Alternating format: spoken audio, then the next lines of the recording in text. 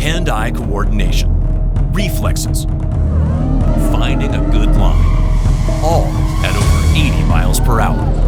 This is drone racing, as it is today. But we want to take it one step further. At Lockheed Martin, we challenge the impossible and make it possible.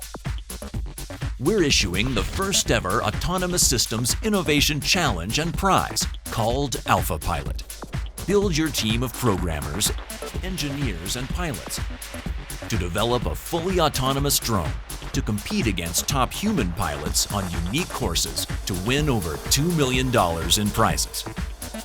We've partnered with the Drone Racing League and NVIDIA to bring you this one-of-a-kind innovation challenge. Develop, test, and repeat as many times as it takes to make it first to the gate with no human pilot. The AlphaPilot Challenge simulates enabling machines to be smarter, swifter, and more symbiotic while increasing their overall safety. The future of autonomy starts now. Are you in?